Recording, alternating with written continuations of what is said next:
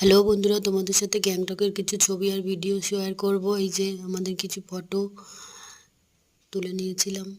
আর এই যে পাহাড়ের গণেশ মন্দিরে গেছিলাম আমরা, গণেশটক বলে ওখানে। তো সিঁড়ি দিয়ে অনেক কটা স্টেপ উঠতে হচ্ছিল, তো আমাদের খুব কষ্ট হচ্ছিল।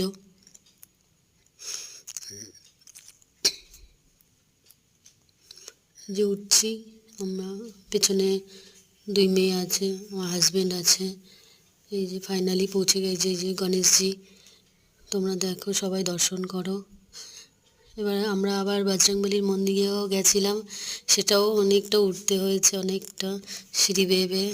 আমরা তো হাঁপিয়ে যাচ্ছিলাম আর হনুমান চালিসা জপ করছিলাম।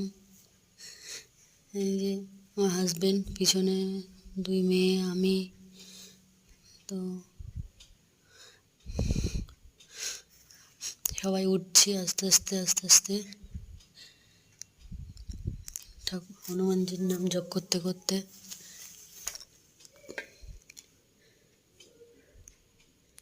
আমাদের সাথে আরও অনেকে ছিল, কিন্তু তারা পেছনে ছিল। আমরা ঘন্টা বাজালাম।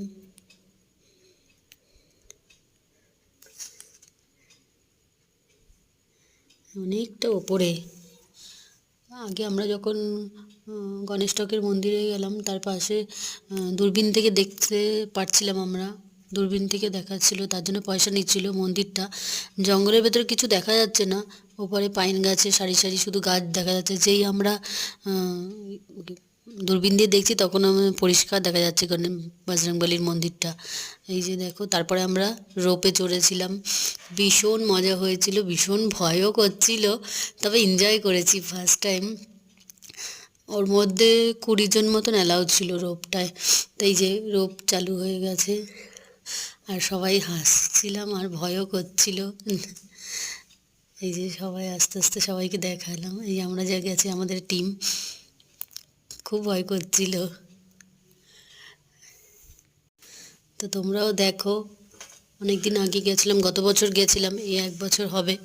তা এখন খুব মনে পড়ে স্মৃতিগুলো, ভাবলেই খুব আনন্দে শিউরে উঠি। আর ওখানকার সিজন তো খুব ভালো, সব সময় ঠান্ডা।